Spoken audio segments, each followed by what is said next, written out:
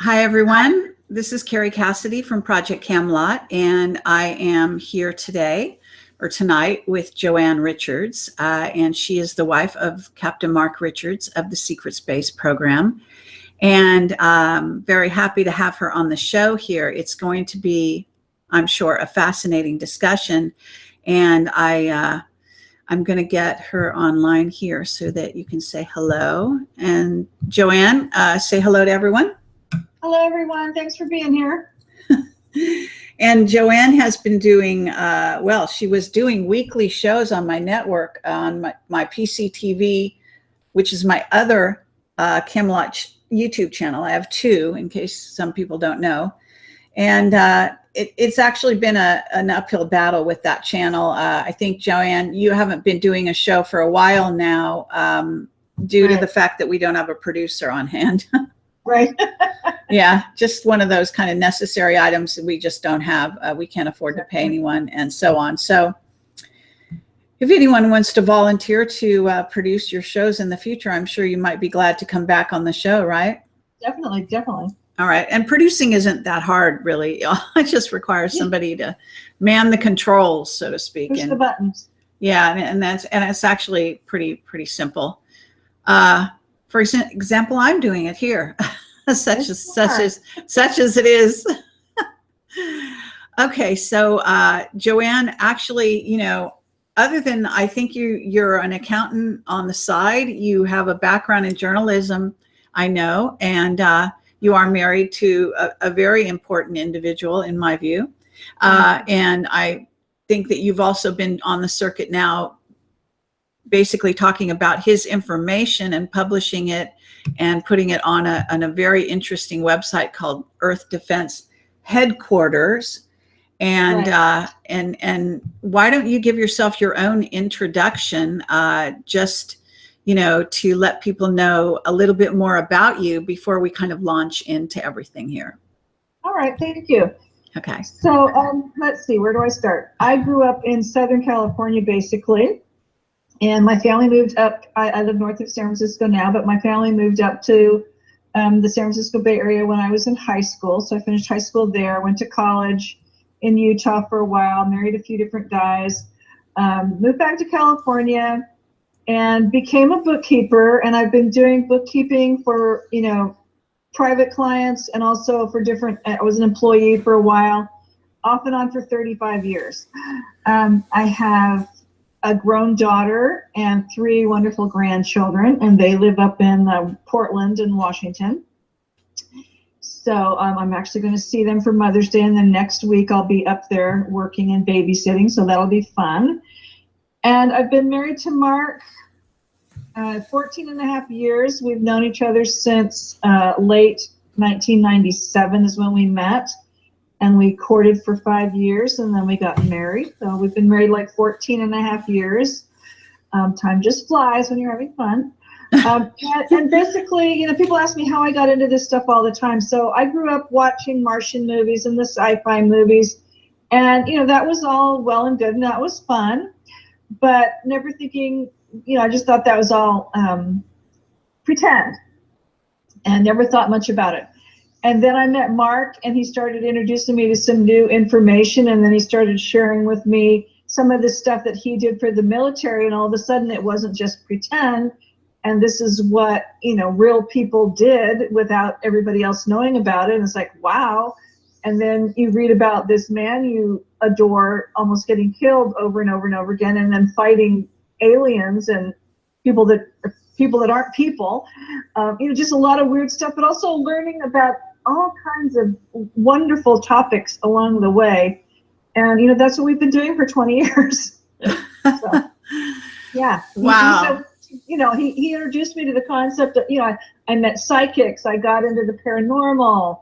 I know a lot now about elementals and the fairy realm. And, you know, one day he said, why don't you go to this UFO conference? It's down in the Bay Area. It's like, oh, all right. You know, let's see if anybody's talking about reptilians. And okay. And lo and behold, you know, I heard all these fascinating speakers. I met Richard Dolan for the first time. And the very next year I had a booth for my nonprofit there at the conference. And then the radio interviews started, and I started going to England to speak and speaking here. So it's just kind of taken off from there. Wonderful. Okay. So at the moment, what I want to do is really delve into the stuff that you kind of have been covering on my channel in a sort of an overview, so that we can direct people to watch those shows, because they're still there.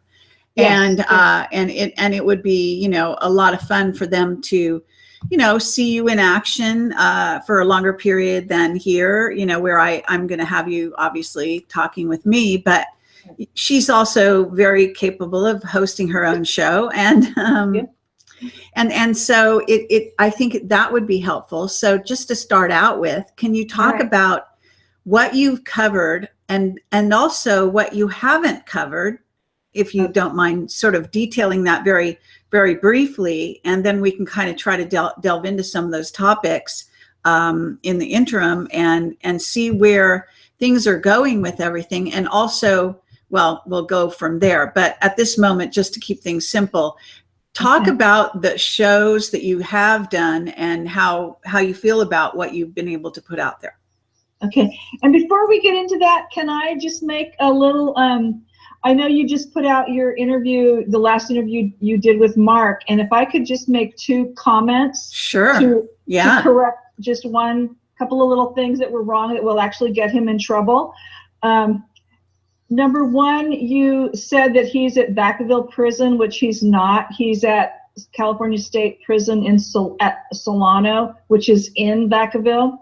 But in Vacaville, there's another prison next door, which is like the hospital. All right. It's for people who are psychos and, pedophiles and, just other types of inmates, especially with a lot of mental problems. And if people associate him with being over there, it could get him killed. Oh, okay. I've been talking about that for a while now. So maybe you just noticed it. I don't recall you letting me know that before. So sorry for that. We'll definitely correct that on the record. Yeah. And I know we don't know, he is going to get moved, and we don't know if it's going to be like right at the same place he's at, like in one of the other yards or not. So we're waiting to find out. But it was more the Vacaville thing, because he does not reside at the hospital prison. So well, the word hospital is not written anywhere, so perhaps there's a misconception about that. Medical facility. So but it's okay. So anyway, just a little minor thing. No, absolutely, very important. Okay, good enough. So what shows have I covered? All right, I've covered pretty much anything I've gone and traveled and done and talk about. I've covered. So we have interstellar treaty conferences. There's 2 of them. One that Mark attended as a child in 1961 in southern England. Another one was 10 years later in 1971 in Iran. He was actually a young adult by then, and he was on a security. He was like part of the security team that was working that conference. So, and at those conferences, you have the aliens and the humans talking and discussing, do we let humans out in space? How much technology are we going to allow them to have? How many people can we kidnap? How many spaceships can we sell you? And just and communication issues and things like that. So the first one, he was a child, and there were hundreds of species there. The second one in Iran, there were even more species. So just imagine the movie Men in Black and that cool, like that UN building where there were different species coming and going. And I just imagine that being somewhere, and there have been buildings like that. But you have a conference where you've got politicians and royalties and military leaders coming together and discussing important issues between the aliens and the humans. So he's been at 2 big ones of that. I've talked about alien species, many different kinds, friendly and non-friendly. I prefer to talk about the friendly ones that he's seen ever since he was a child, and then the different kinds that he's been involved with in military actions, and some that he's had a first contact with. I know he's had a first contact with a particular cat species and a cute little bug species. And I talk about, why are they coming to Earth? What are their agendas? Maybe where they're from, if he's told me, what their society is like, and that kind of stuff. I've also talked about, I talk about the raptors, which is one type of reptilian species, but they originate here on Earth. And we talk about them a lot because he's really close to them, and they've known his dad since the early 50s. And so Mark's been around them since he was a baby. You could say, they're like a second family to him. He's kind of like a blood brother to them. And his best friend for the longest time was a raptor that was, approximately his age or a little older, but he died in combat. So, he's, like I said, he's been around them a lot. I know a lot about their culture and their society and how they raise their kids. And just listening to him talk about them, you would almost, and I don't want to insult them by calling them people, but you would almost feel like you're sitting in the living room with your best human friend, sitting there just having an evening together.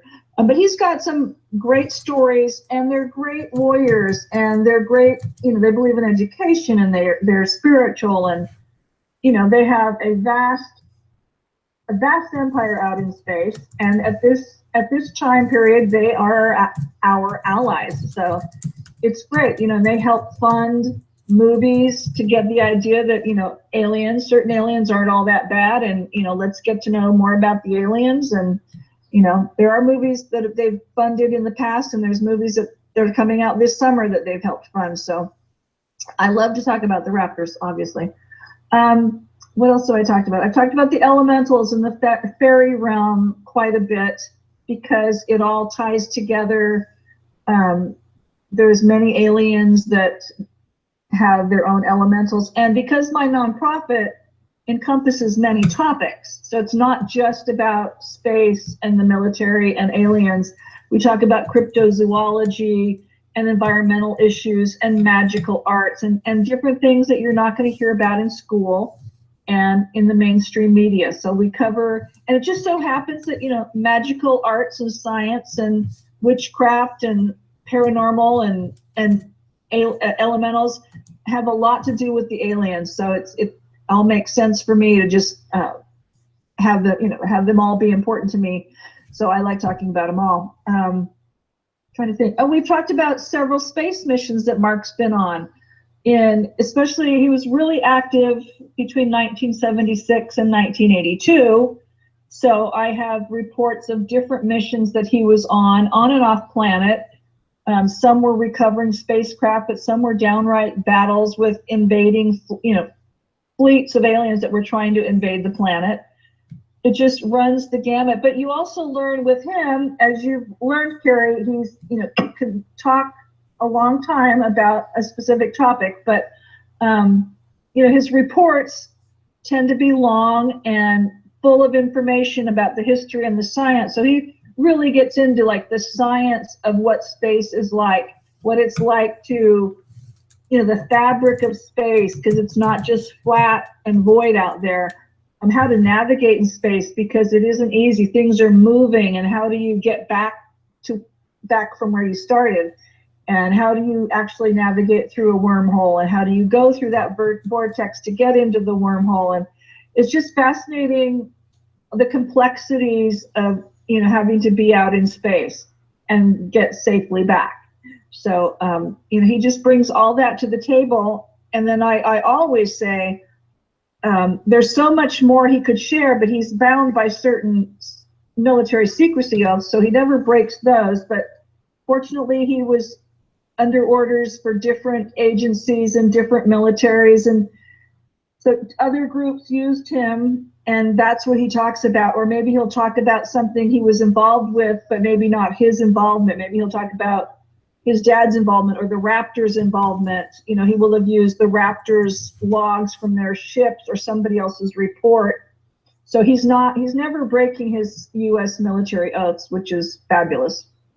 So I know some people think he's crazy because he just doesn't tell all after being in prison this long, but he's a very honorable officer, as you have noticed and you have commented on. So there you go.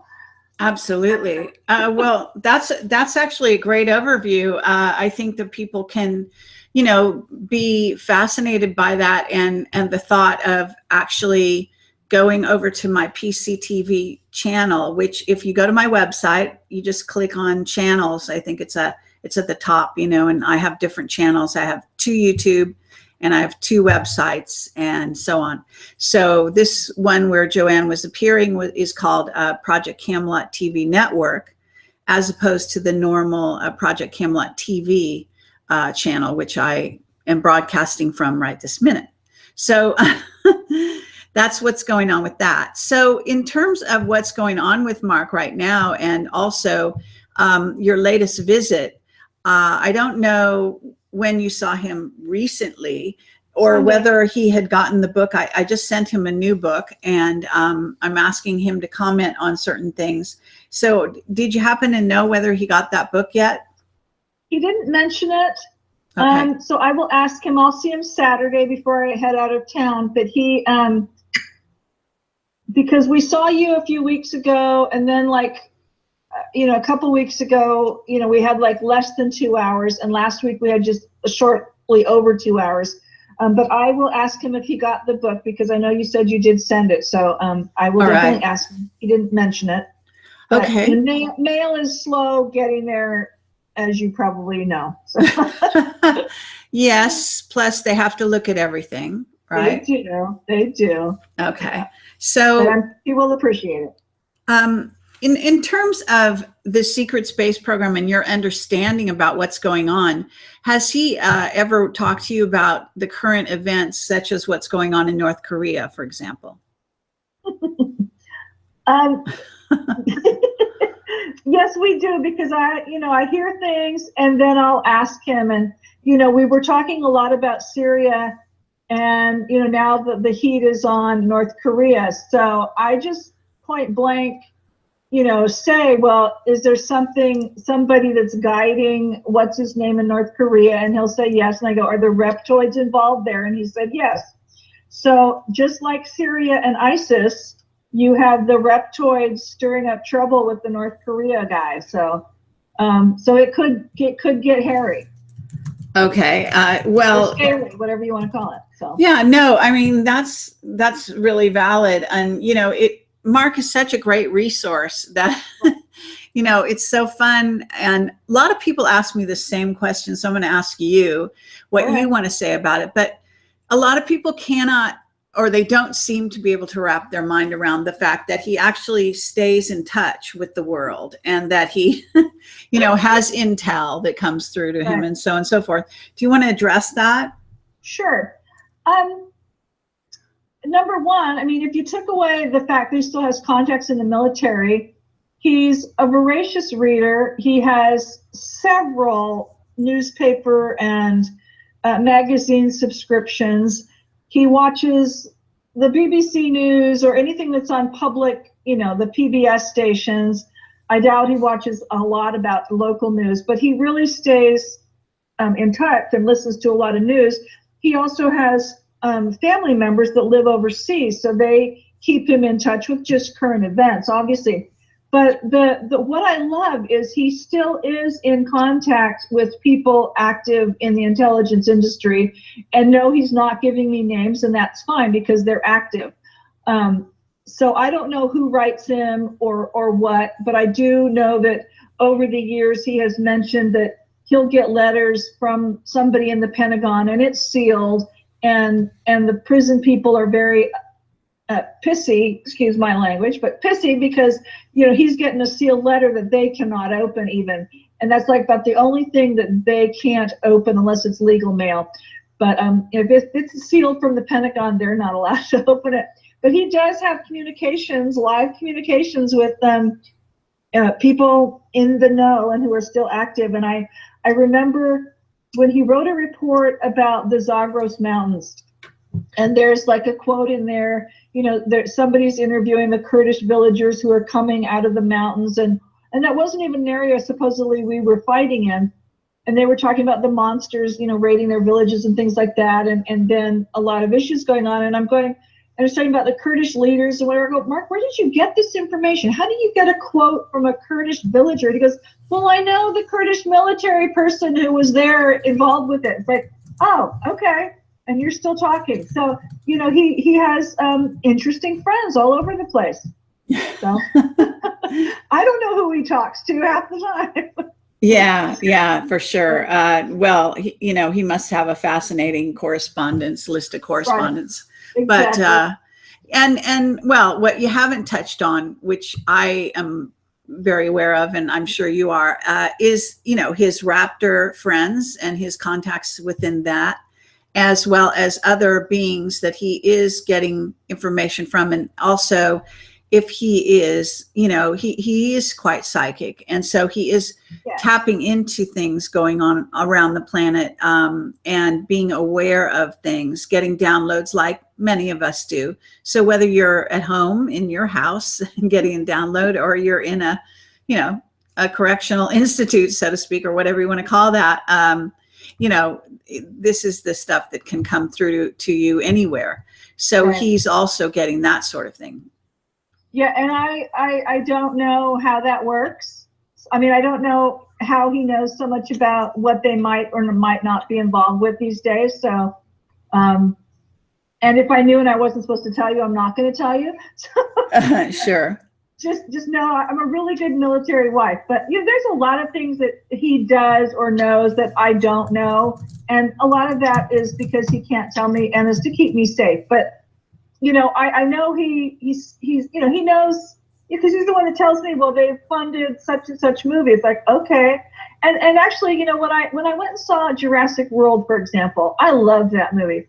But if you look at the credits, there, I mean, a lot of it is Malaysian and whatever, but if you read very carefully in some of the credits, there are some weird names that are kind of human names, and they're not really Malaysian names, but it's, you can just tell a raptor has tried to, you know, come up with a human name because it's kind of fun. It's kind of a funny name, but it's not a Malaysian name. It's like, oh, look at there, that must be one of your friends. But so I don't really know how he knows what the raptors might or might not be up to, but, you know, it's not for me to know, apparently. Okay. Yeah, absolutely. And you yourself are quite intuitive as well. And you're also, you know, I don't know how, have you done any shows on the elementals?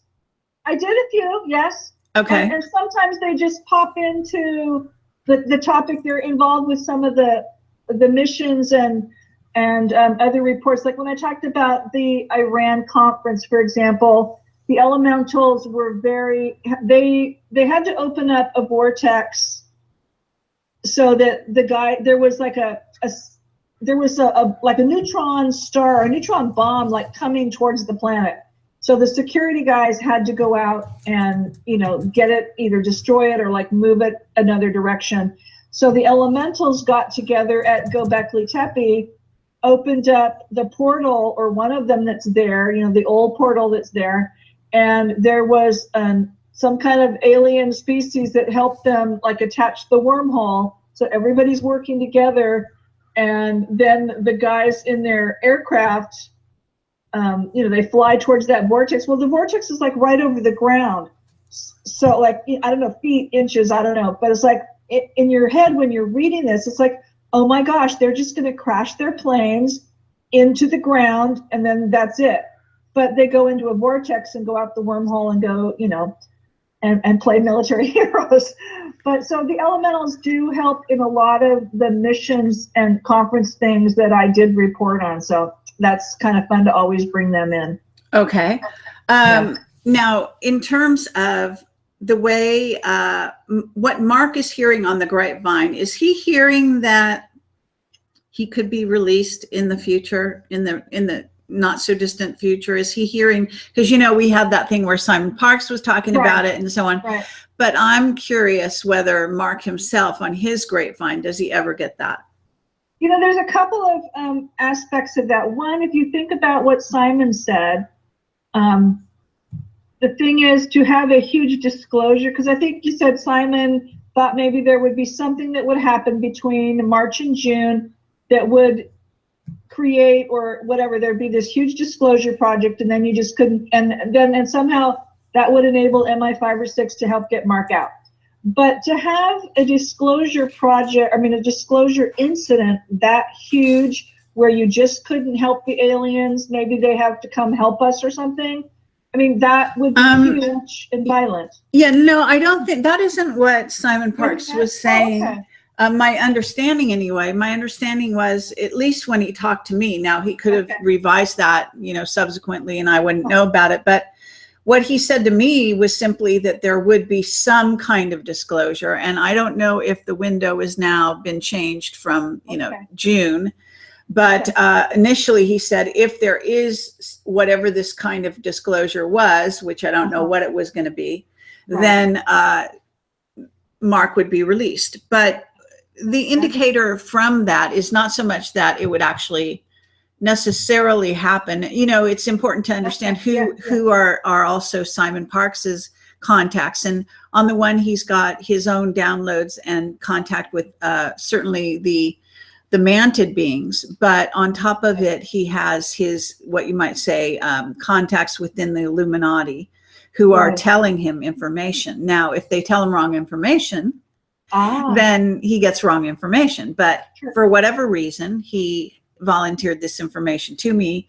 I certainly didn't expect him to say that to me, but you know, so it was an unexpected, interesting piece of information, and it was also a vote of confidence in the direction of Mark, because just to say that means that he's being taken seriously, and that, you know, that is a validation of who he is, you know, and that Simon is getting that kind of information coming to him specifically about Mark is important.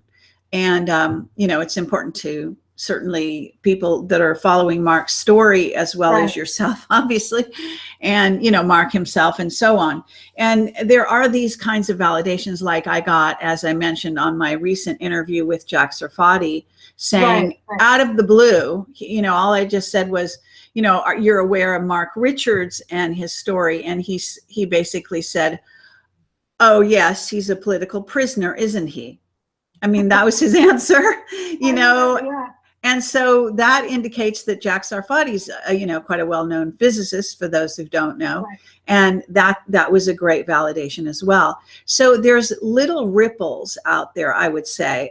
I would say that somehow the word is getting around, whatever Mark has done, however he's conducted himself, and you and me, somehow this kind of a wave of recognition is starting to go and to roll around Mark's name. And whereas initially when I started interviewing him, you know, I'm sure, heard of him. and people would act like, you know, like I was out of my mind, basically, for interviewing this person. But I think more and more he's getting some respect out there, which is great to know and hear. So, you know, that's exciting. And to know that, you know, the one time I did meet Simon, a couple of trips to England back, he already, I mean, he knew exactly who we were. It's like, wow, I've never talked to you before. That's pretty cool that you know who I am.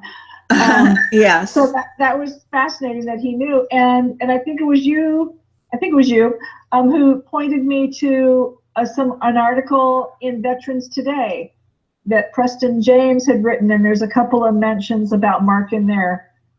So yes, wow. That's right. That's exactly right. And, you know, he didn't go into any real detail there, but it was still valuable. And Preston James is a very good guy and very well-meaning. So he's been writing articles on this subject for a long time for Veterans Today.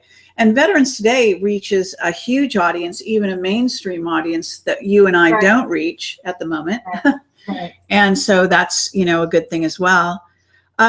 So I was going to say, the one thing that was, because I guess there's two mentions of Mark in that article, and I only read one so far, but in the one paragraph, it's in the same paragraph as Corey Good is mentioned, and then there's like a line about either their memories getting washed or whatever. And I do want to point out, it's like, to my knowledge, there's only been one time where Mark has had his done the mind wash, and that was when he was a kid after that England conference, because he's not one to let people do that to him, and he's not one, he doesn't let you hypnotize him, and he's not going to be hypnotized, and he's not going to be mind controlled. So yeah, sure he's not definitely let you mind wash him. yeah, he's quite he's well, first of all, he's a captain. I think Right. that there's some weight that goes with that as well, but he's also the kind of guy that you don't want to mess with. No. So which is very interesting in and of itself. So in terms of the interaction with the raptors, have you ever seen a raptor? Because he talks about they're going to be on tour here in this Jurassic. I don't know if it's called Jurassic World or what it's called. It's T-Rex World. Oh, yeah. And I don't know if they're actively hiding themselves among the models or whatever, but there are certainly raptors in that show. And then I think they were involved with a couple of years back. They were in another big production, and it might have been like walking dinosaurs or whatever. But it was, I went and saw it like what used to be called the Arco Arena up in Sacramento. I don't know if it's still called that, but it was cool. It was like going through history, the dinosaur history through the ages, and it was fascinating. But I kept thinking that there would actually be some raptors in the raptor suits, but I think they might have been nearby. I couldn't tell that they were actually in the actors' suits that day, but I think they were probably hanging out nearby. So you just never know. I mean, I know a few of them were in Jurassic World in some of like the running scenes and stuff. So, but again, we have these treaties where there's not supposed to be open communication with civilians. So they really try not to be seen by people, but they do like to go to big conferences or big like Comic-Con and science type of conferences where a lot of people are in costumes, and a lot of different aliens do that. They'll either wear a hooded outfit or maybe if they're humanoid and they're tall, they just look like they fit in. But sometimes they'll go to these fun type conferences or events, and people think their costume is fabulous. Okay, well, I still think that being a raptor is very hard to hide. I do too, and no, I've never seen one in person. Okay. But I'd love to sit down and have tea with some of Mark's friends. Yeah, absolutely. Well, I have a kind of a strange question for you. Okay. Now we know, I'm going to kind of treat you like Mark, and then if you don't know the answer, obviously you can get out of it because you're not him.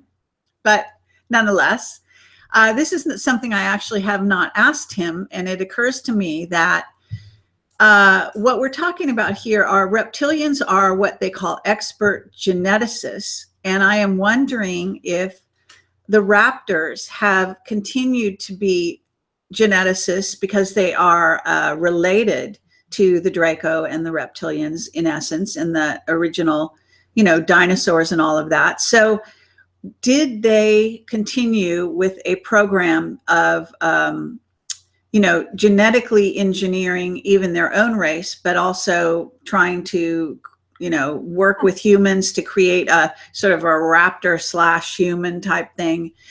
Do you know anything about that, or has Mark ever talked about that?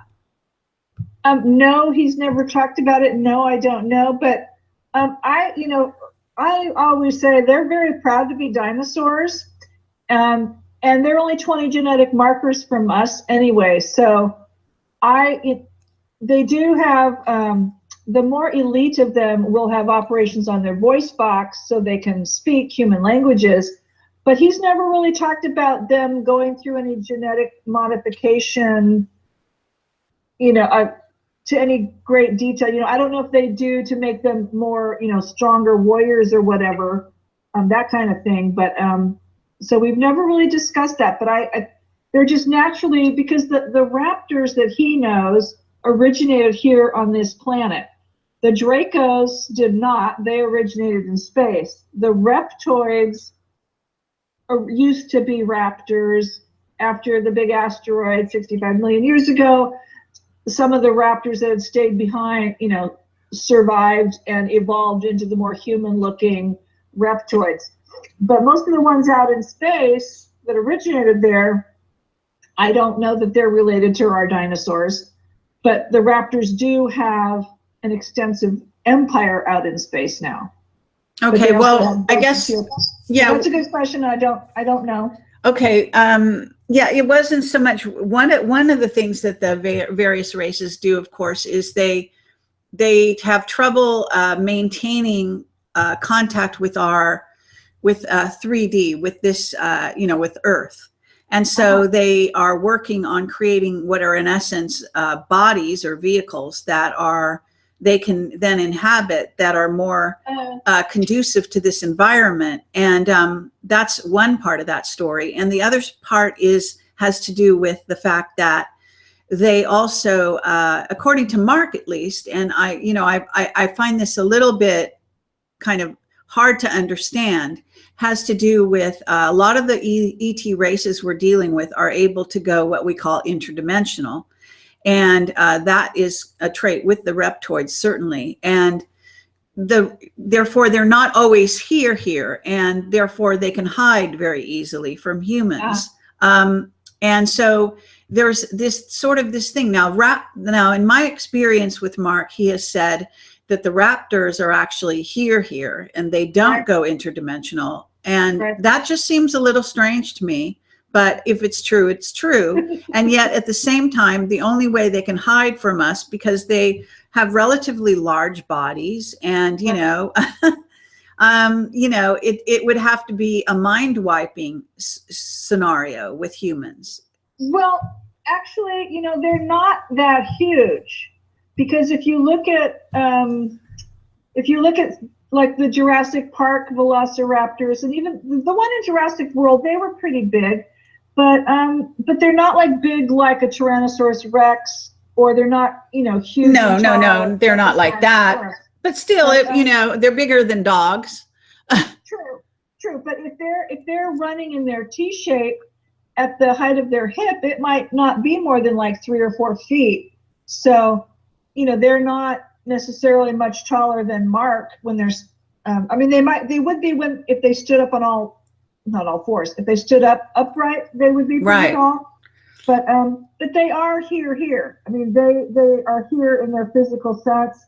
They just don't live they don't live above ground when they're here, and they don't. There are treaties, so they're not supposed to be openly interacting with us. So they're not running around during the day necessarily. Shopping. If they want to go shopping, they'll rent the mall for the night after everybody's closed, after everybody's left. And they will do that, but they don't openly go out where there's a lot of humans. But they are definitely here. So faces here. Okay. So not long ago, it wasn't, I'm not sure how long ago it was actually now, because time flies when you're having fun, and I'm traveling all the time, on and off, and so are you. Right. But I know you went to England not that long ago. Last fall. Okay. And when you're there, did you have any interaction, number one, that you're able to tell us about, number one, with any of his family members, and or were you approached and warned in any way when you were in England, in any, have they tried to mess with you at all, I guess is the question. No, I have not had any interaction with his family members. I do think that when I go to speak either at Probe or at UFO Academy, they're in Watford, I think people that are associated with his family come to hear me speak, but they don't introduce themselves. But he hears about it. And they're not always happy with everything I'm saying, but it is what it is. Nobody has openly threatened me there, but one year I came back, and after I'd been speaking at Probe, and he said, there was an Interpol agent there checking on you. I go, oh, who was that? Oh, it was the geeky French guy. I go, well, Jill might have known who that was because she was kind of staffing my booth and paying attention. I was just concentrating on when it was time to give my talk type of thing. And one of the times I was there, my friend and I went to the Glastonbury tour, and we hiked up the tour, and it was wonderful. And you could experience the vortex there, and that's all very wonderful. And all of a sudden, I noticed there was this guy who intuitively I knew was out of place, but very handsome, kind of older guy like me, all black, like black jeans, black pullover, you know, nice touristy camera, very nice looking. But he was by himself, and all of a sudden my weird radar just went, gotta go. And I told my friends, okay, my time on the hill is done. I've got to leave now. And I wasn't, he didn't threaten me, but you could just tell sometimes, you know, when Sure. the person they're checking on you. So we left, and that was fine. I have been to England, and we've seen UFOs, and that's always been fun. And when I'm with my one very psychic friend, she's a trance medium, we always have wonderful elemental experiences. So and paranormal experiences. So it's fabulous when she and I can, you know, run around and play together, because we do have some great experiences. So. Oh, well, you would be a riot to come on our tour. We're doing a small, me and Maria Wheatley are doing a tour for 8 days of the ancient sites in England in the beginning of June, and I'm hoping for warm weather. Maybe a false hope in England, but nonetheless. And so, yeah, you would be a lot of fun to have along on that. Wish we could fly you over there. But I also remember that you were told, I guess I can say this, I don't think it's against the rules to say, you were told this year not to go to England, correct? Mark felt it would be better that I did not travel abroad this year, yes.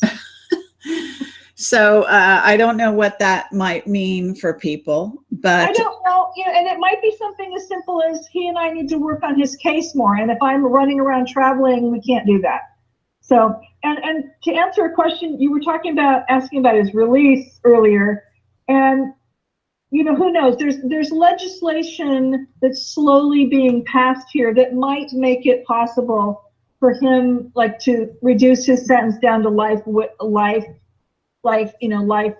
he's right now his life without parole. He, you know, and this would just affect a lot of guys. So there might be a point where we could just get a life sentence and then maybe be eligible for parole hearings. So, you know, there's things that are slowly moving towards that direction. So okay. I know he wants to work more on his case. You know, we come and go, we ebb and flow working on his case, and there's people behind the scenes, other family members who are working, you know, helping us with that a little bit. But there's people doing research on what's possible and what's doable, because, you know, we can't, it would cost millions of dollars to, like, just try and go back to court just for a retrial or whatever, and you have to have loopholes in the case, so it's very complicated. So we're hoping and trying that, you know, just the political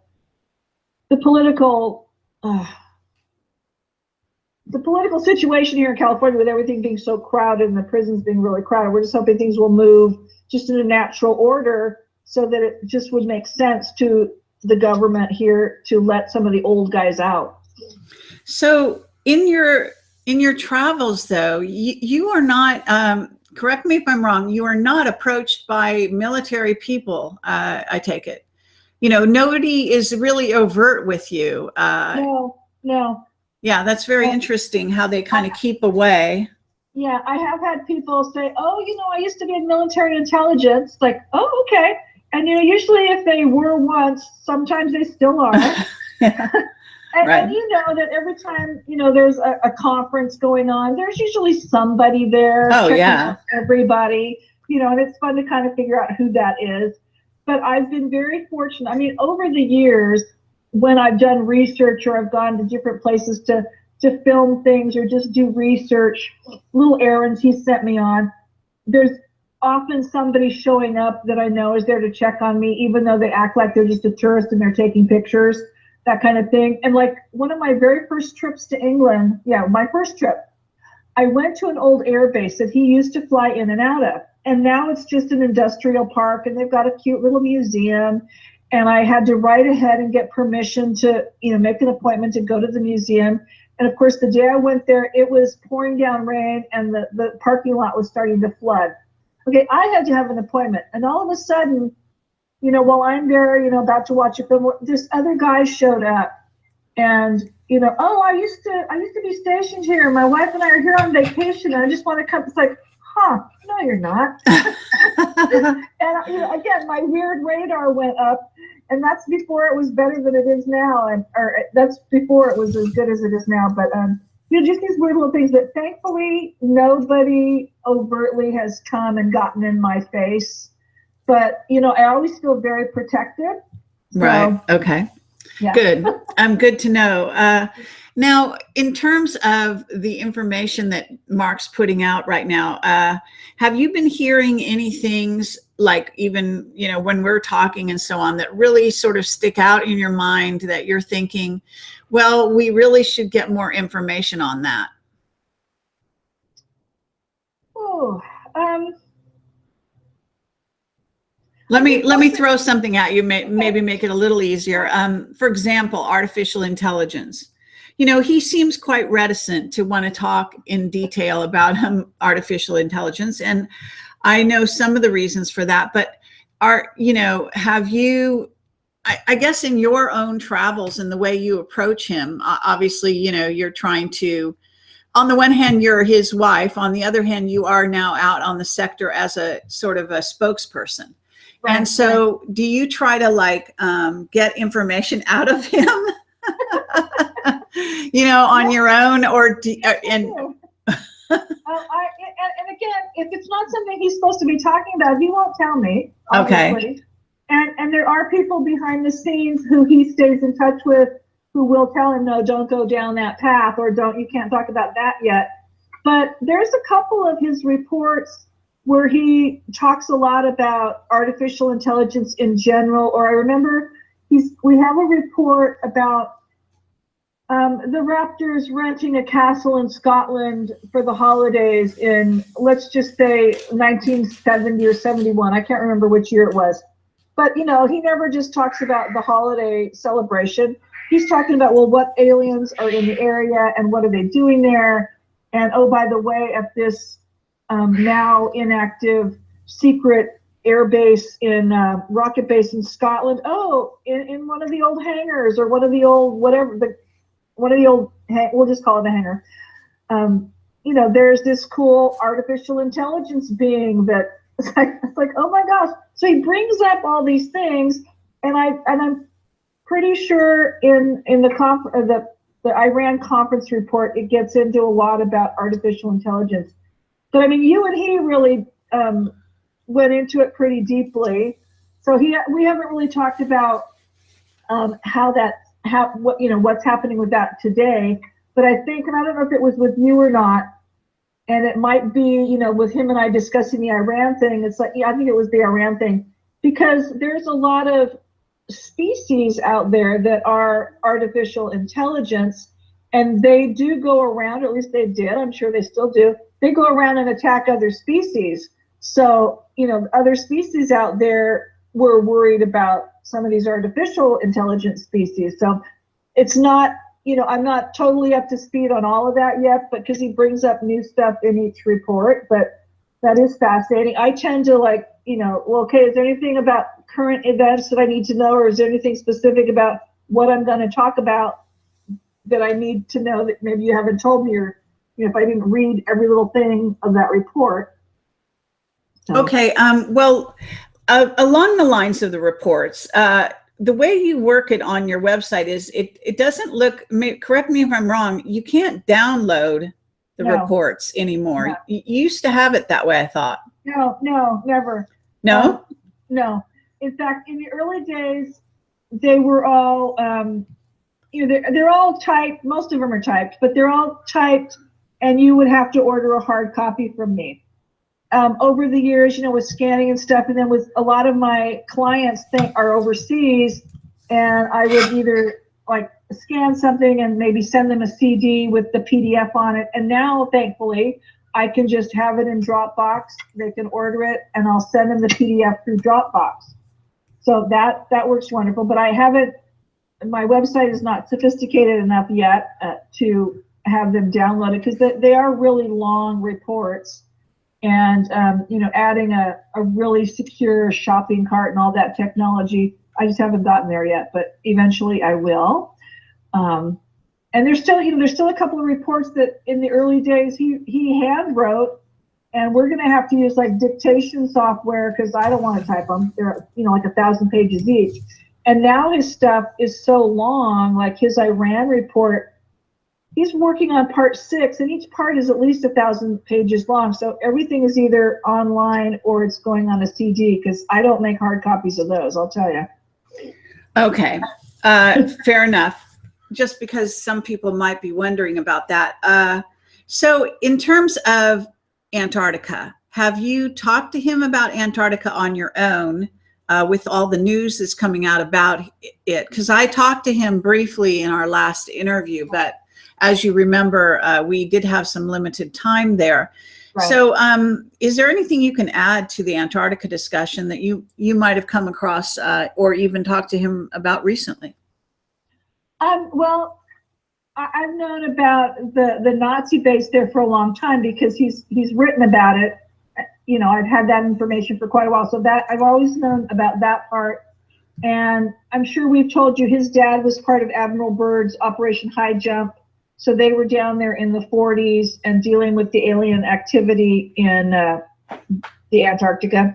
But, somebody pointed out to me an article, or maybe it was a video. Some Russian scientists had gone down there and they were going through the ice, and they discovered like some giant octopus thing, and several of their people died and whatever. And I wouldn't be at all surprised that there's weird species down there. And I think somebody has said there might, I don't know if there's a spaceship like frozen in the ice or whatever, but there is alien activity in that area. But the one thing he said, like currently, I go, well, all these people are going down there. Why are all these government people going down there? He said, that's one place that people can still have a secret meeting, and you can't necessarily bug them or overhear them, or you can't infiltrate that meeting. So right, that's one of the reasons why so many like politicians are going down there, because you can have a private meeting with humans and non-humans, and that's one of the places where not everybody's going to be there with a camera. Yes, and actually I did cover that in my report. Now, as far as what's going on in this very recent sort of dynamic with North Korea, you're saying that it has to do with the reptoids. And, Mark has also indicated that there are some beings that are working with the Chinese and that are different. They're not necessarily reptoids. Do you know, is it the spider, what are called the spider beings? I don't know, trogs? Is it the trogs, or is it some other race? I think he told me, but it's been a while, so I will have to ask him again. And sometimes the alien group that you're working with changes, I think. Right. So I will have to ask him again. But yeah, the Chinese have been working with somebody. Right. And a while back, not only Mark, but another whistleblower of mine had told me that, there was a new group on the block that a lot of people were not real happy with. About that.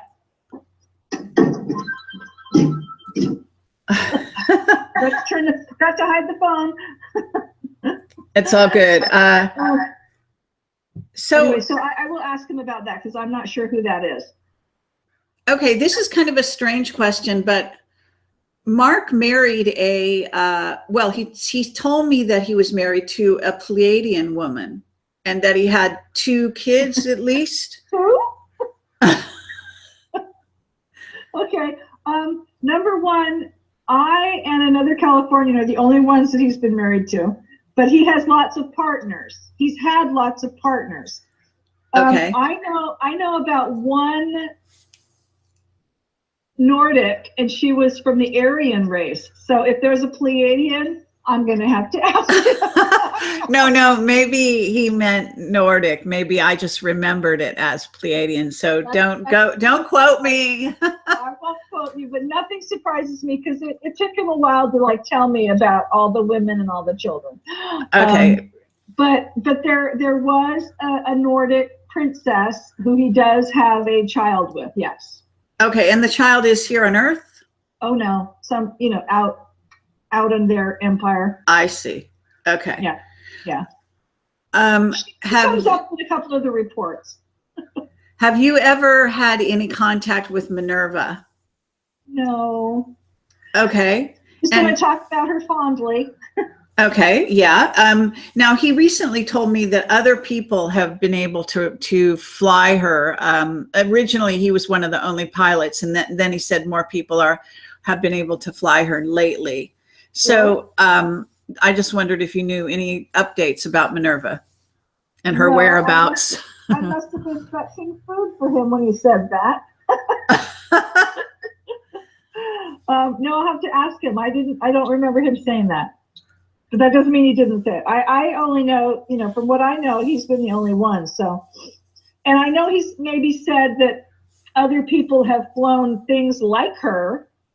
Right. I don't think she's I don't think she's the only one of that, because there are other people out there who talk about having kind of a mind phase, a mental ability and communication with other types of ships. So I don't think she's the only ship that's kind of like herself, but I don't know if anybody else has flown her. So if he said that to you, I must not have been. Yeah, it was just lately, just recently. Okay. Now, there's another question which has to do with Mark's actual age of dealing in the secret space program and then the age that he actually ended up in prison.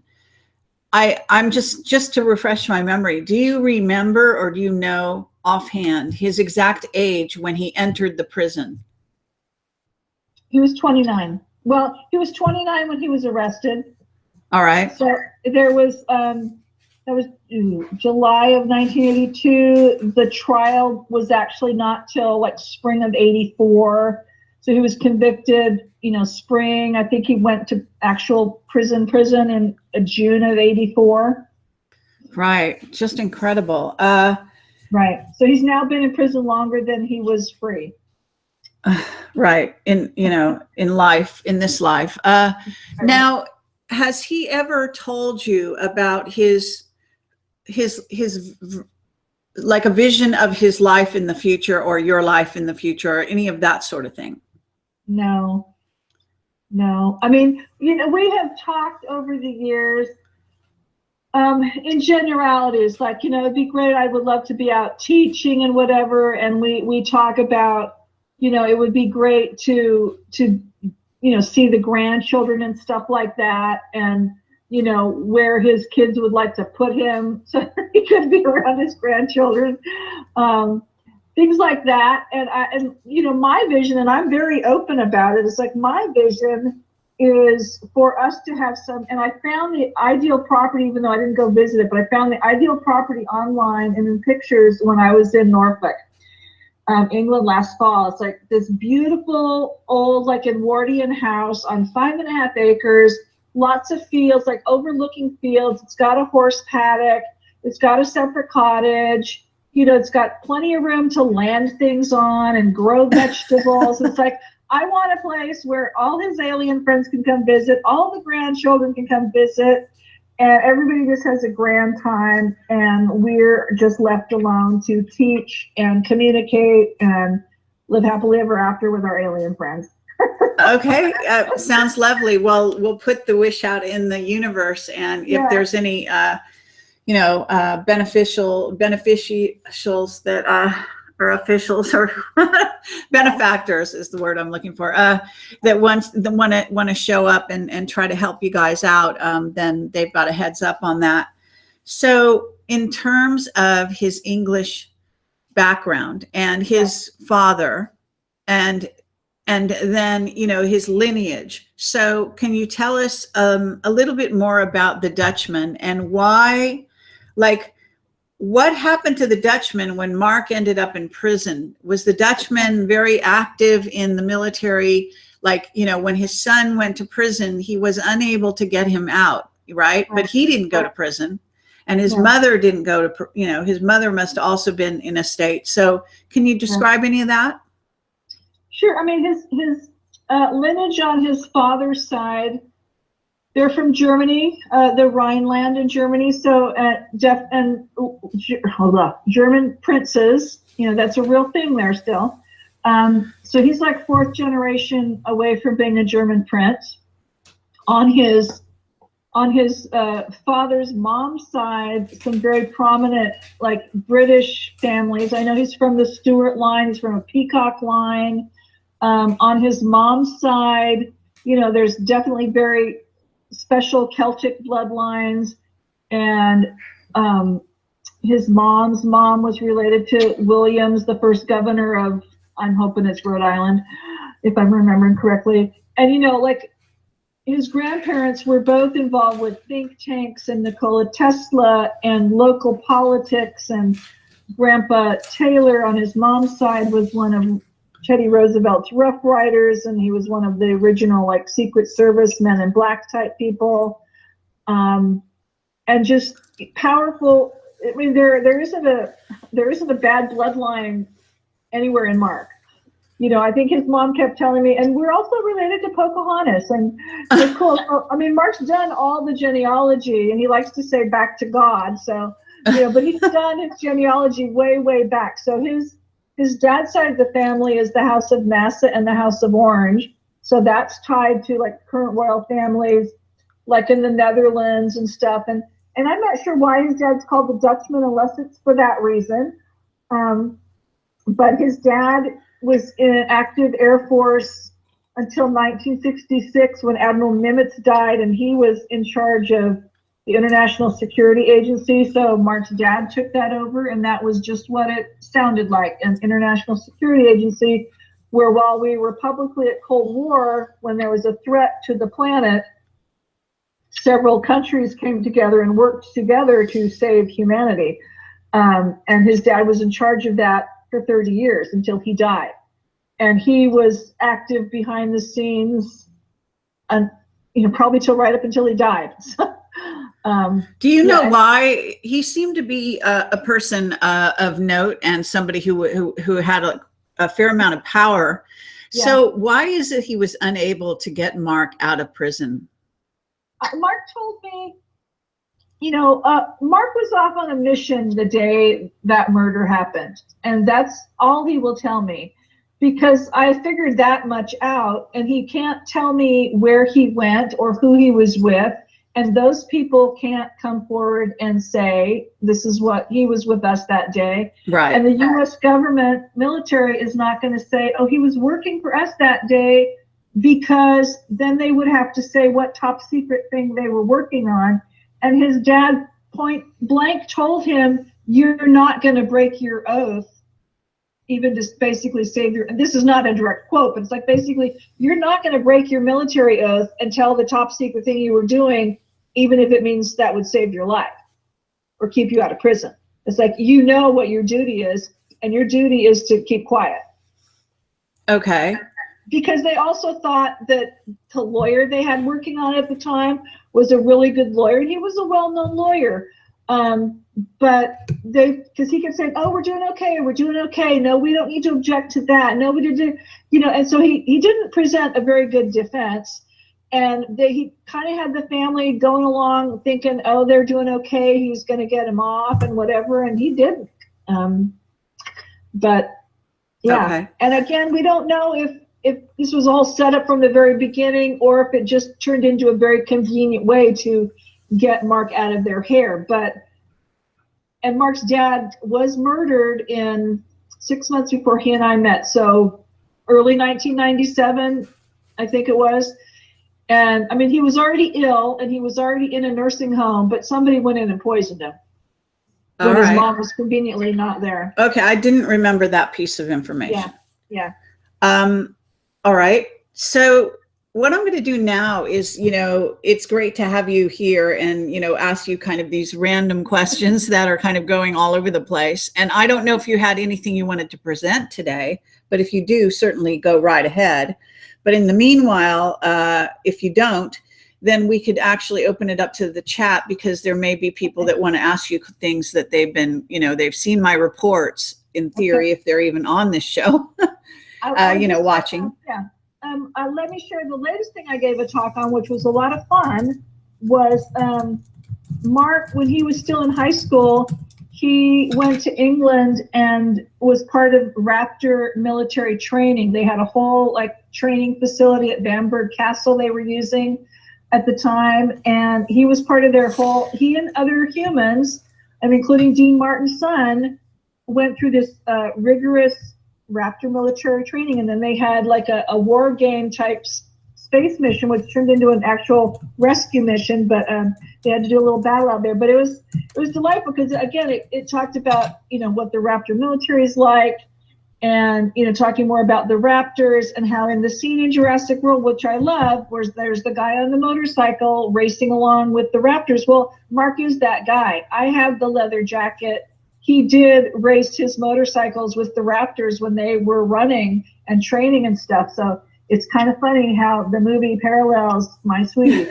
So that's a lot of fun. And if I could just plug a couple things I'm going to be doing in the near future. Sure. Let's see. Oh, May 21st, which is a Sunday coming up in West Sacramento, there's Intergalactic Expo, which used to be a Star Trek convention, and now it's just a family-friendly thing about space for people to come and learn more about space and stuff. So I'm going to have a booth there and give a little talk. It's a fundraiser for children's cancer. July 4th of July weekend, or that weekend right before 4th of July, I'm speaking at a Dulce conference in Dulce, New Mexico. I'm going to be having a booth at the MUFON Symposium in Las Vegas later in July, and mid-August I'll be down in Southern California speaking for the MUFON meeting. So that's what's coming up this summer. So there we are. All right, very good. Have you ever been to Bamberg Castle?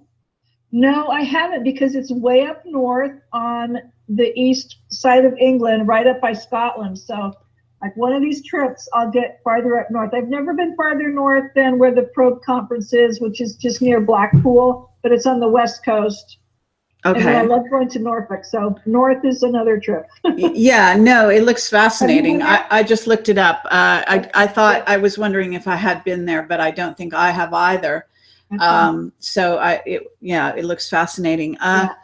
So at this moment, I'm going to open this up to questions from the audience. But let's see. And I need serious questions here. Someone's saying they're a raptor. That's not going to really fly. I'm sorry.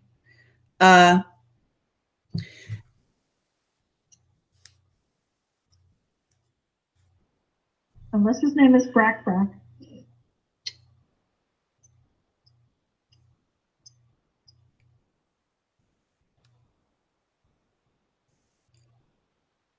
Are other high dimensional positive beings here? Maybe this person is referring to the chat rather than the world. But yeah, I know there's a lot of crazies on this chat. I'm sorry. So, okay. What about the mantis beings? Have you ever had any interactions with them? No, I would say the only thing I've had a somewhat interaction with are maybe the elementals, but Mark met some mantas when he was in England as a kid at that England the Exeter conference. So he was very fascinated with a princess Moonlight, Moonbeam, something, Moon something. I think it was Princess Moonlight. Yeah. And she was like a teenager at that point. So she went on a lot of field trips with them. And so, you know, what he loved, he was fascinated with her face and her jaw, of course, and, you know, just that she could be looking at a million things, and it's just very fascinating. And the things that could chomp a human or any kind of enemy, like right in two. So he was very fascinated with them. And then there was a group of mantas that were kind of like, I guess there was some, I don't know if it was revolution is the right word, but some rebels or whatever, outlaws is what they were called, were actually meeting with Mark's dad and Prince Naga, the raptor, and his contingency there. But I don't know a lot about them, but I know they have been, you know, our allies at different times. And I don't know if they're always allies with the raptors, but it seems like certainly at certain times they must be. Okay. The reptoids that you're dealing, that we're talking about, that Mark is he's always talking about the reptoids, but sometimes I get the feeling that there's more than one race of reptoids, you know? Well, you have the raptors, which still look like the velociraptor dinosaurs that they came from.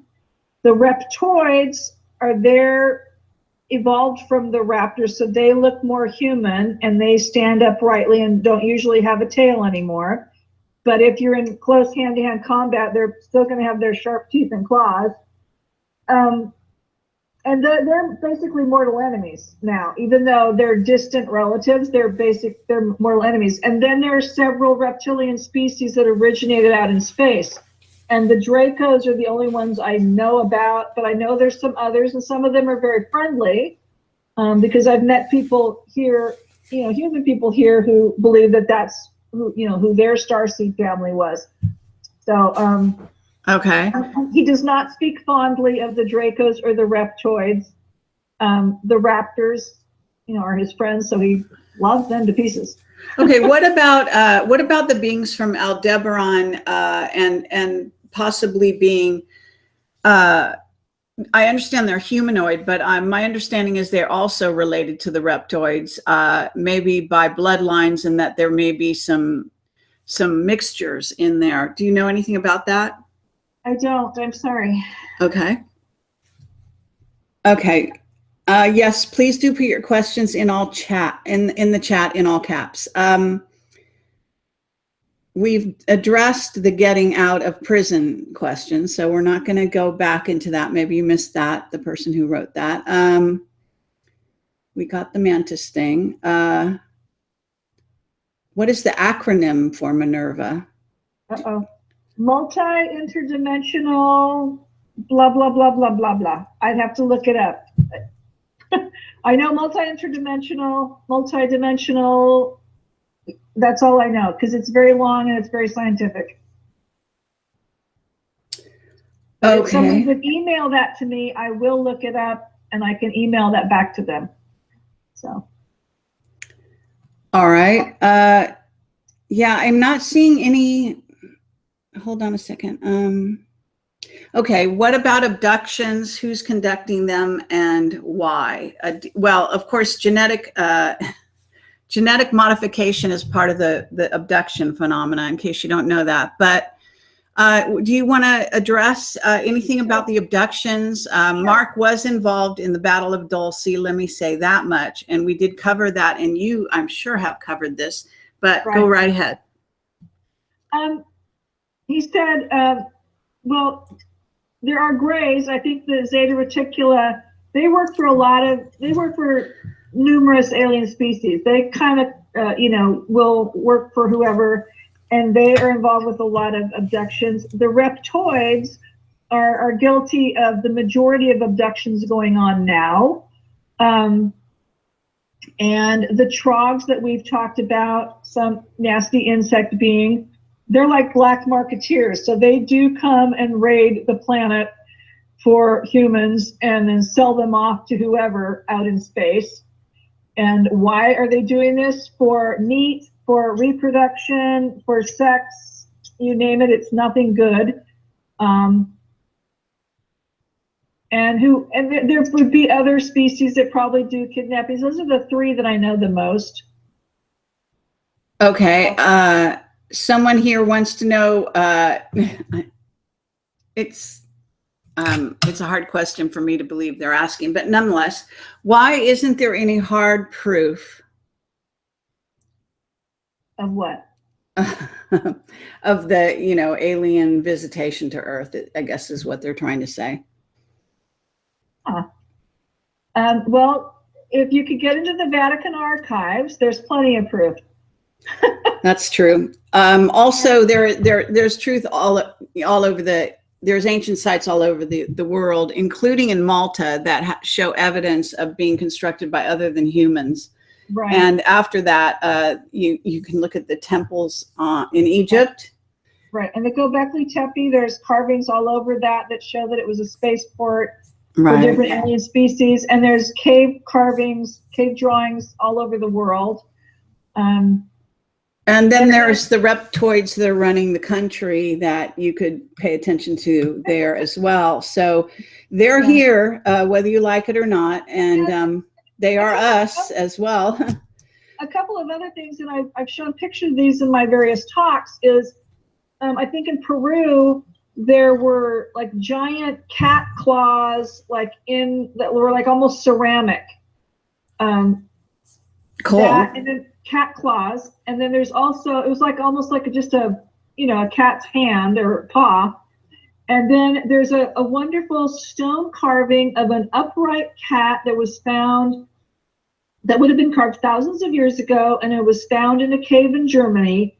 And it's pretty much an exact likeness of our panther friends that come here very peacefully, and they're scientists and artists and things that come here to explore.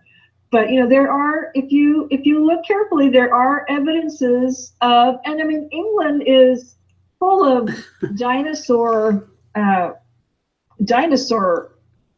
evidence, and the raptors Nagas family, that's where they're from, so they love visiting different places in England to see where their family was from. Well, so, there are rock carvings all over the world as well. Yeah. There's also the longheads, which and giants. You should look into the work of Hugh Newman if you want to see the incredible number of giants that they've discovered, and various longheads.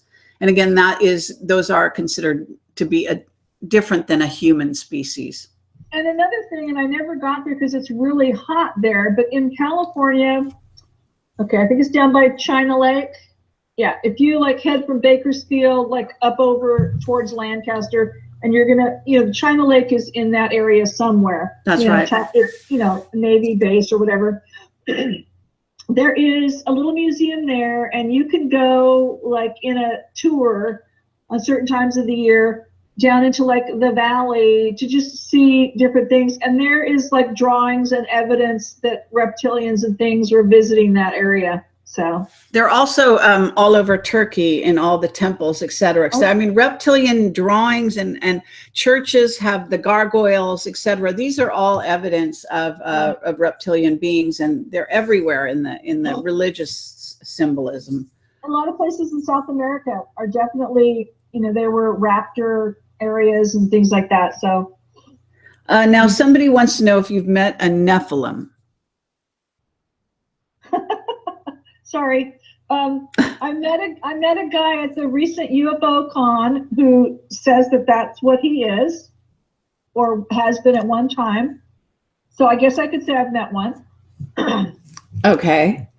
But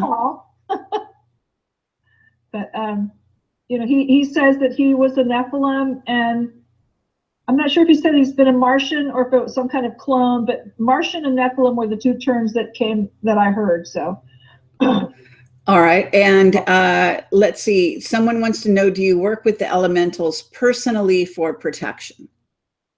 Yes, I do. Right. Mark, someone wants to know, has Mark talked about super soldiers? And the answer is yes, and augmented humans. So we've talked about that in the interviews I've done with him. Do you want to talk about what you know about that? Most of it you've already covered, but he hasn't really like gotten into a ton of detail with me on, how people might be augmented. We tend to talk recently about the other guys who are coming forward. I mean, I've met several super soldiers at the conferences that Lori and Fenton's put on. and some of them had actually remembered him helping to rescue them as young children, but he didn't know, and one of them, they've still heard about him over the years, even though they're way younger than he, they wouldn't have been actively working with him.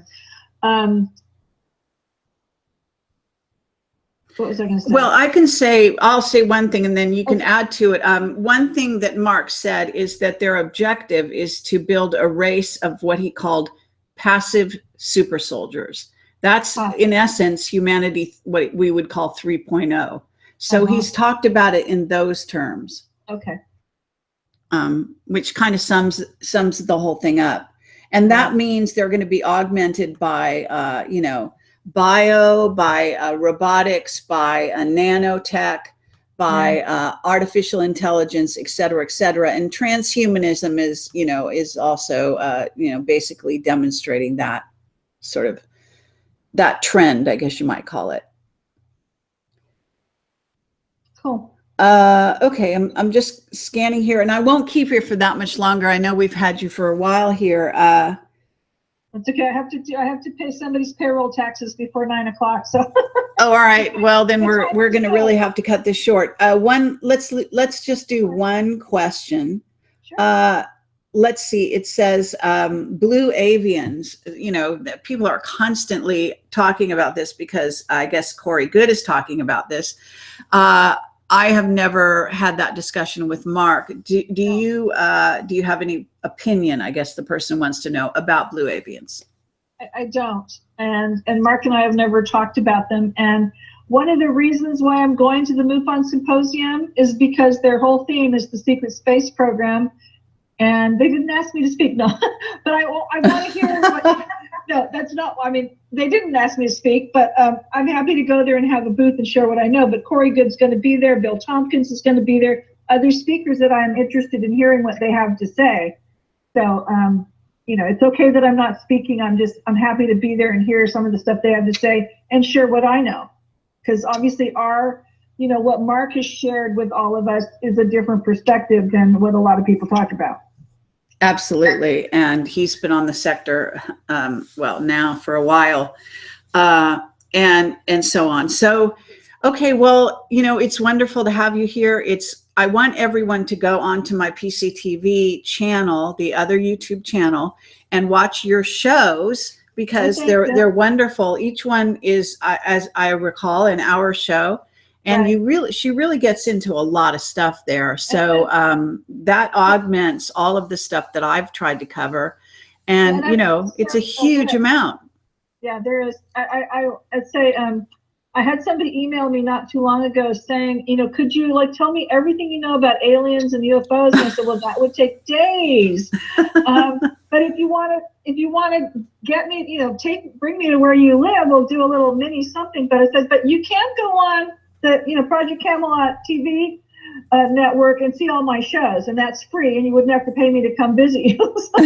You wouldn't have to pay my way to come down for a private audience. But you know, so hopefully they did that, because yes, we have shared a wealth of information on that show, and hopefully in the near future we will have developed some new shows, because as you know, he's always sharing new stuff with us. So absolutely, and fascinating stuff all the time. So, well, it's like I said, great to have you here. Thanks so much. Do you want to give your website so that everyone knows where to go? And it's also on the front page of Camelot in case you lose it at the, you know, there's a big banner. Yeah, thank you. That's a lovely banner, but it stands for Earth Defense Headquarters. It's ED as in dog, H as in Harry, CA for California.org, EDHCA.org. My phone number's on there. My email's on there. I'm happy to chat with people, email, whatever. So, yeah, wonderful. Thank you so much for having me on the show. And Carrie, we do appreciate all your support. Oh, well, it's a pleasure. And, you know, we're just all working for the same cause as far as I'm concerned. So it's all good. Family. Yep. That's the way it is. So thank you very much, Joanne. And I'll say good night to you and have a great night. And thanks everyone for watching as always, and have a great weekend. I just want to say that I've got a part 3 of John Lear that's coming out probably late tonight or tomorrow.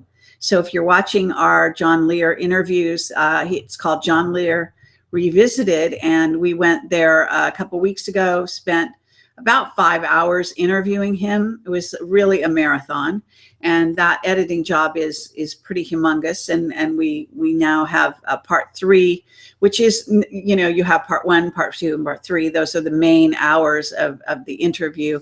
And there are some outtakes that we may be able to put out there subsequently, but those are not ready yet. So encourage you to watch all of the recent shows I've been doing. I did a show earlier today, in case you don't know, and I recommend that you watch that. That was with Keith Hunter, and he was talking about North Korea and a theory that he has about the scalar weapons that North Korea may be, working on getting and experimenting with, that could end up to affect our troops and our ships and so on. And a recent article that was out in it was the Daily Mail, the British Daily Mail. So that was another show today that's on my website. It's on my YouTube channel. There's so many shows. It's just extraordinary. And then Len Kasten and his book Alien New World Order, or Alien World Order, I guess is the name of it, all about the reptilian influence on humans, was an interview last night, and that's on YouTube. And prior to that, I had Richard Allen Miller, and I've edited that for sound, so that's now available. And well, the list just goes on. And we are working on a Michael Schratt interview, also putting that out. We actually did an in-person interview with him about a week ago or so. So just doing more and more interviews, and hope everyone's enjoying them. And please do donate to Camelot, however small amount you can, and appreciate your help and appreciate you keeping us working and on the air. So thank you. Have a great weekend. Take care. Bye-bye.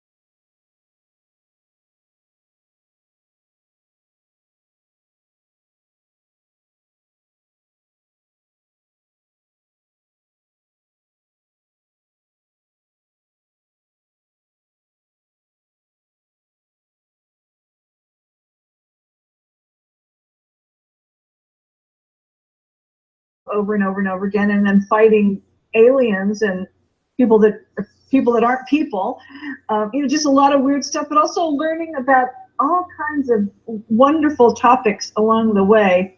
And that's what we've been doing for 20 years. So, yeah. Wow. So, he introduced me to the concept of, I met psychics, I got into the paranormal. I know a lot now about elementals and the fairy realm. And one day he said, why don't you go to this UFO conference? It's down in the Bay Area. It's like, oh, all right. Let's see if anybody's talking about reptilians. And okay. And lo and behold, I heard all these fascinating speakers. I met Richard Dolan for the first time. And then very next year, I had a booth for my nonprofit there at the conference. And, then the radio interviews started, and I started going to England to speak and speaking here. So it's just kind of taken off from there.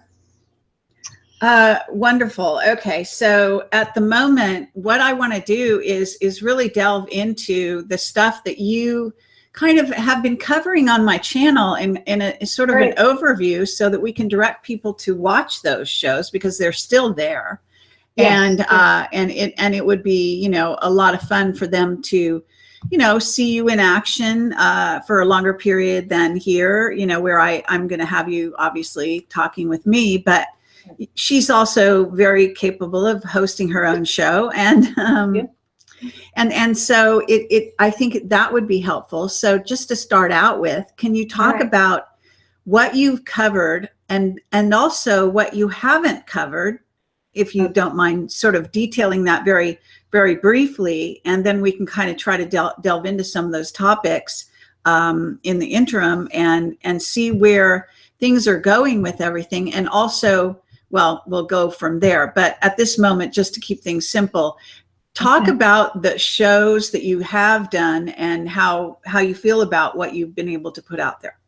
Okay. And before we get into that, can I just make a little, I know you just put out your interview, the last interview you did with Mark. And I think that you've also been on the circuit now, basically talking about his information and publishing it and putting it on a very interesting website called Earth Defense Headquarters.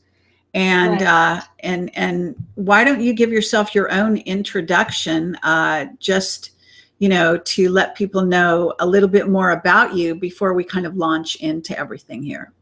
All right, thank you. Okay. So let's see, where do I start? I grew up in Southern California, basically, and my family moved up. I live north of San Francisco now, but my family moved up to the San Francisco Bay Area when I was in high school. So I finished high school there, went to college in Utah for a while, married a few different guys, moved back to California, and became a bookkeeper. And I've been doing bookkeeping for, you know, private clients and also for different, I was an employee for a while, off and on for 35 years. I have a grown daughter and 3 wonderful grandchildren, and they live up in Portland and Washington.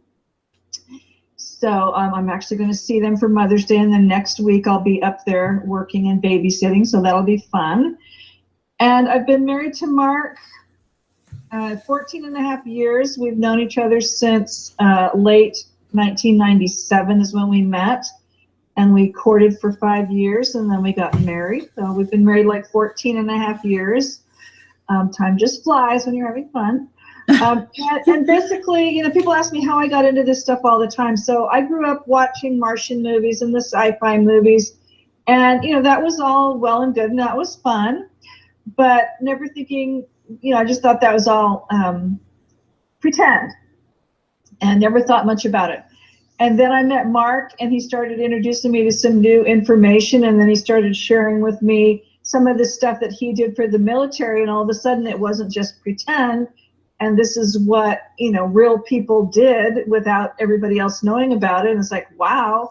And then you read about this man you adore almost getting killed.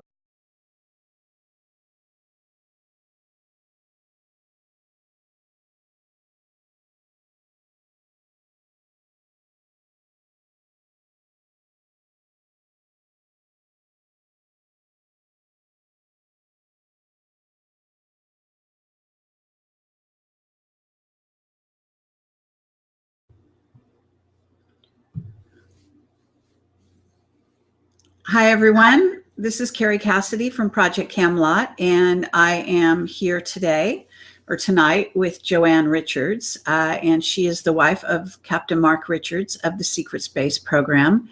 And I'm very happy to have her on the show here. It's going to be, I'm sure, a fascinating discussion, and I'm going to get her online here so that you can say hello. And Joanne, say hello to everyone. Hello, everyone. Thanks for being here.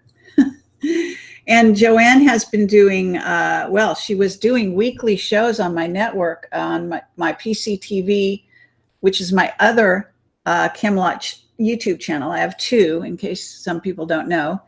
And it's actually been an uphill battle with that channel. I think, Joanne, you haven't been doing a show for a while now due to the fact that we don't have a producer on hand. Right. Yeah, just one of those kind of necessary items that we just don't have. We can't afford to pay anyone and so on. So if anyone wants to volunteer to produce your shows in the future, I'm sure you might be glad to come back on the show, right? Definitely, definitely. All right. And producing isn't that hard, really. It just requires somebody to man the controls, so to speak. Push the buttons. Yeah, and it's actually pretty simple. For example, I'm doing it here. such as it is. Okay, so Joanne, actually, you know, other than I think you're an accountant on the side, you have a background in journalism, I know, and you are married to a very important individual in my view. How many people can we kidnap? How many spaceships can we sell you? And just and communication issues and things like that. So the first one, he was a child, and there were hundreds of species there. The second one in Iran, there were even more species. So just imagine the movie Men in Black and that cool, like that UN building where there were different species coming and going. And I just imagine that being somewhere, and there have been buildings like that. But you have a conference where you've got politicians and royalties and military leaders coming together and discussing important issues between the aliens and the humans. So he's been at two big ones of that. I've talked about alien species, many different kinds, friendly and non-friendly. I prefer to talk about the friendly ones that he's seen ever since he was a child, and then the different kinds that he's been involved with in military actions, and some that he's had a first contact with. I know he's had a first contact with a particular cat species and a cute little bug species. And I talk about, why are they coming to Earth? What are their agendas? Maybe where they're from, if he's told me, what their society is like, and that kind of stuff. I've also talked about, I talk about the raptors, which is one type of reptilian species, but they originate here on Earth. And we talk about them a lot because he's really close to them, and they've known his dad since the early 50s. And so Mark's been around them since he was a baby. You could say, they're like a second family to him. He's kind of like a blood brother to them. And his best friend for the longest time was a raptor that was, approximately his age or a little older, but he died in combat. So, he's, like I said, he's been around them a lot. I know a lot about their culture and their society and how they raise their kids. And just listening to him talk about them, you would almost, and I don't want to insult them by calling them people, but you would almost feel like you're sitting Mark. And if I could just make two comments to correct just one couple of little things that were wrong that will actually get him in trouble. Number one, you said that he's at Vacaville Prison, which he's not. He's at California State Prison at Solano, which is in Vacaville. But in Vacaville, there's another prison next door, which is like the hospital. All right. It's for people who are psychos and, pedophiles and, just other types of inmates, especially with a lot of mental problems. And if people associate him with being over there, it could get him killed. Oh, okay. I've been talking about that for a while now. So maybe you just noticed it. I don't recall you letting me know that before. So sorry for that. We'll definitely correct that on the record. Yeah. And I know we don't know, he is going to get moved, and we don't know if it's going to be like right at the same place he's at, like in one of the other yards or not. So we're waiting to find out. But it was more the Vacaville thing, because he does not reside at the hospital prison. So the word hospital is not written anywhere, so perhaps there's a misconception about that. Medical facility. So but it's okay. So anyway, just a little minor thing. No, absolutely. Very important. Okay, good enough. So what shows have I covered? All right. I've covered pretty much anything I've gone and traveled and done and talk about, I've covered. So we have interstellar treaty conferences. There's two of them. One that Mark attended as a child in 1961 in southern England.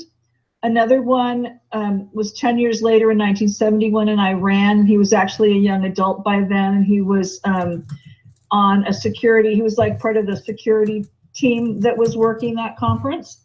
So, and at those conferences, you have the aliens and the humans talking and discussing, do we let humans out in space? How much technology are we going to allow them to have?